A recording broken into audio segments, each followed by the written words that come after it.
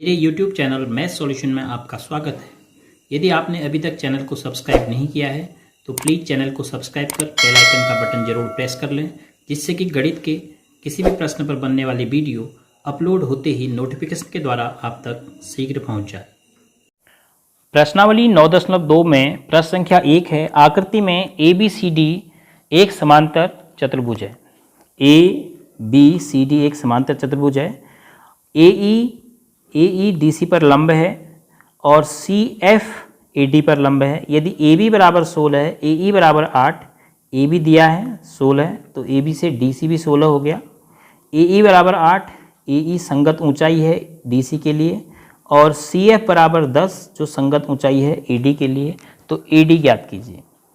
तो इस समांतर चतुर्भुज में हमें आमने सामने की भुजाएं पता हैं, तो हम दोनों तरफ से इसका क्षेत्रफल निकालेंगे। एक बार इसको आधार मानते हुए, क्योंकि इस आधार के संगत ऊंचाई दे रखी है, एक बार इसको आधार मानते हुए। तो समांतर चतुर्भुज का क्षेत्रफल हम निकाल लेते हैं, तो आसानी से AD का मान हम ज्ञात कर पाएंगे। समांतर चतुर्भुज ABCD का क्षेत्रफल का सूत्र हमें पता है, आधार गुणा संगत ऊंचाई। जो आप आधार लेंगे उसी के संगत ऊंचाई। तो आधार ले रहे हैं हम DC, तो उसके संगत ऊंचाई कितनी है AE, और DC का मान कितना है AB के बराबर, तो AB गुणा AE। अब हम मान रख देते हैं। AB का मान आपको दिया है 8 गुणा AE का मान दिया है 8, AB का मान दिया है 16, तो 8 गुणा 16। कोई नहीं, AE पहले हो गया, AB बाद में हो गया। तो 16 गुणा 8 या 8 गुणा 16 समांतर चतुर्भुज का क्षेत्रफल आ गया। और यही किसके बराबर हो गया, आधार अगर हम AD माने या दूसरे तरीके से समांतर चतुर्भुज का क्षेत्रफल कैसे निकाल सकते हैं दूसरे तरीके से, AD आधार गुणा संगत ऊंचाई CF, तो AD तो दिया नहीं है, AD गुणा CF दिया है, CF है 10। तो समांतर चतुर्भुज का क्षेत्रफल तो समान ही रहेगा क्योंकि वही समांतर चतुर्भुज है। तो अतः AD गुणा 10 बराबर 8 गुणा 16 AD। तो AD बराबर 8 गुणा 16 बटे 10, 16 128 बटे 10, 10 का भाग देंगे तो 1 दशमलव स्थान 8 के यहाँ पर है, तो बाईं ओर खिसकेगा, कितना हो जाएगा 12.8। तो AD का मान जो पूछा गया था वो आया 12.8 सेंटीमीटर।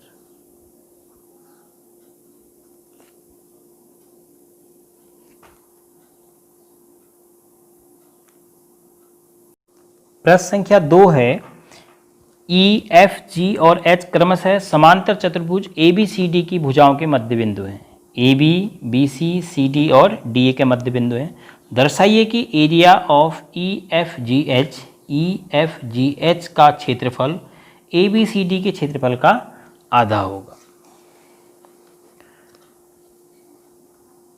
यदि हम G और E को आपस में मिला देते हैं, G और E को आपस में हम मिला देते हैं, तो हमारे पास BEGC भी एक समांतर चतुर्भुज मिल जाएगा। ऐसे ही AEGD भी एक समांतर चतुर्भुज मिल जाएगा। ऐसा क्यों? क्योंकि GC और BE बराबर होंगे, AB और DC बराबर हैं, E इसका मध्य बिंदु है, G इसका मध्य बिंदु है, तो इसका आधा CG और इसका आधा BE, ये दोनों लंबाइयाँ भी बराबर होंगी। कहाँ से कहाँ तक? G से लेकर C तक और E से लेकर B तक, और ये दोनों एक दूसरे के समांतर भी हैं। तो सम्मुख भुजाओं का एक युग्म चतुर्भुज में समांतर भी हो गया, बराबर भी हो गया, तो EBCG समांतर चतुर्भुज, ऐसे ही AEGD भी समांतर चतुर्भुज। उसके बाद अगर आप देखते हैं GFE और GCBE, ये दोनों ऐसी आकृतियां हैं, एक तो त्रिभुज है और एक समांतर चतुर्भुज है और समान आधार GE पर बन रहे हैं। हम इस त्रिभुज और इस समांतर चतुर्भुज के क्षेत्रफल के बारे में कुछ कह पाएंगे। वैसा ही बाईं तरफ, तो उसके बाद आसानी से सिद्ध हो जाएगा। तो हमें दिया क्या है वो हम नोट करेंगे, दिया है, और फिर क्या हमें सिद्ध करना है वो नोट करेंगे, और क्या हमने रचना की, क्योंकि यहाँ पर हमने मध्य बिंदु G और E को मिला रखा है तो रचना भी हमने की है, और उपपत्ति वाले में हम प्रूफ करेंगे। तो दिया है E, F, G और H क्रमशः समांतर चतुर्भुज ABCD की भुजाओं के मध्य बिंदु हैं। Area of EFGH is equal to half area of ABCD सिद्ध करना है, और G और E को हमने मिला, ये हमारी रचना है। तो अब हम सबसे पहले EBCG की बात करते हैं कि EBCG क्यों एक समांतर चतुर्भुज है। तो आप लिखेंगे AB बराबर DC है, इसलिए हाफ AB बराबर हाफ DC है, तो इसलिए हाफ AB क्या हो गया, BE बराबर CG एवं AE बराबर DG। ये क्यों बराबर हैं, पैरेललोग्राम ABCD की सम्मुख भुजाएं हैं, इसलिए ये बराबर हैं। ये क्यों बराबर हो गए, क्योंकि पूरे के आधे बराबर होते हैं, यूक्लिड अभिधाराओं में आपने पढ़ा है। अब उसके बाद BE बराबर CG क्यों लिखा, 1/2 AB, AB का आधा AE है और ये BE है, और ऐसे ही DC का आधा GD है या CG है, तो यह भाग इसके बराबर होगा, यह भाग इसके बराबर होगा। और BE जो है समांतर CG एवं ऐसे ही AE समांतर DG है।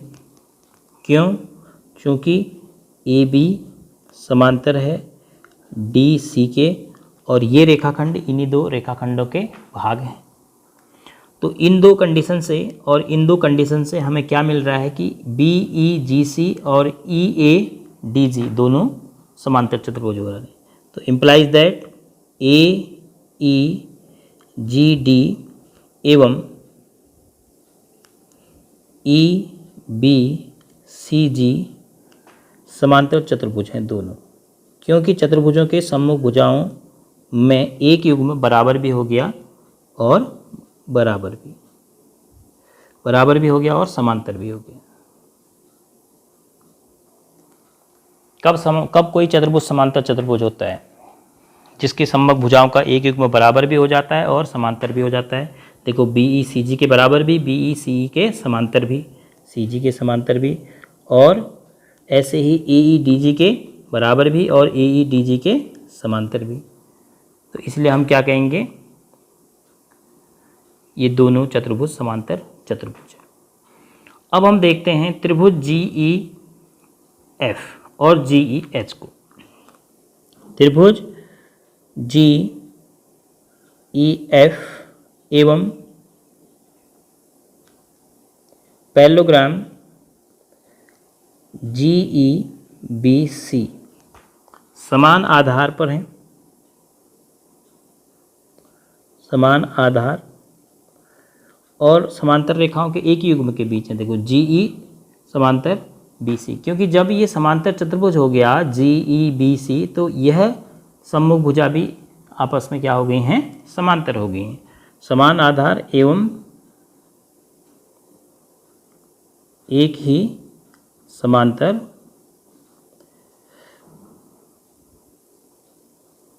रेखाओं के बीच स्थित है।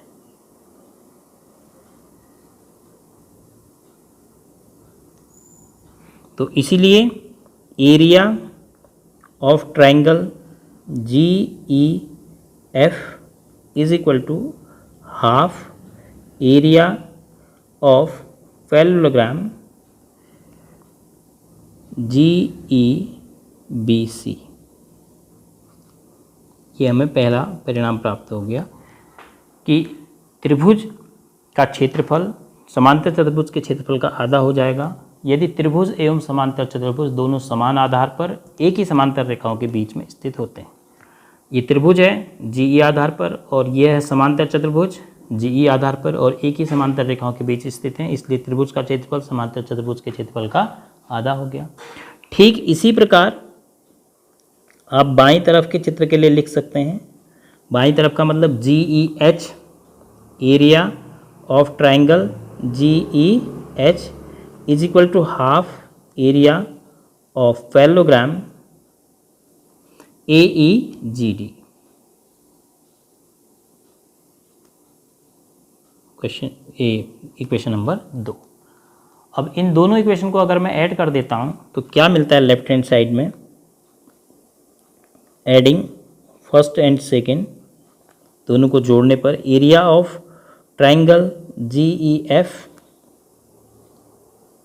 Plus area of triangle GEH is equal to half area of parallelogram GEBC plus half area of parallelogram AEGD। अब एरिया ऑफ GEF और GEF इसका अगर आप एरिया जोड़ देते हैं इस वाले क्षेत्रफल को इस वाले क्षेत्रफल में अगर आप जोड़ देते हैं तो पूरा आपको EFGH का एरिया मिल जाता है। तो इसको लिखेंगे आप area of EFGH, area of EFGH equal to half common है तो area of parallelogram GEBC plus area half हमने कॉमन ले लिया पैरेललोग्राम AEGD। अब AEGD को और GEBC को AEGD, अब देखो AEGD में क्या आया? पूरा E आ रहा, यहाँ तक ये पूरा आ गया और GEBC इसमें भी पूरा आ गया है। तो इन दोनों को अगर आप मिला देंगे तो पूरा ही एरिया मिल जाएगा ABCD का। तो हम इसको लिख सकते हैं हाफ और जो ये पूरा है इस पूरे को हम अब लिख सकते हैं एरिया ऑफ ABCD और बाएं पक्ष में हमने पहले ही सॉल्व कर लिया था, हमें मिल गया था EFGH का एरिया।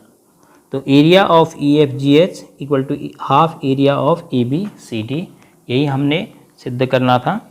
तो हेंस प्रूव्ड।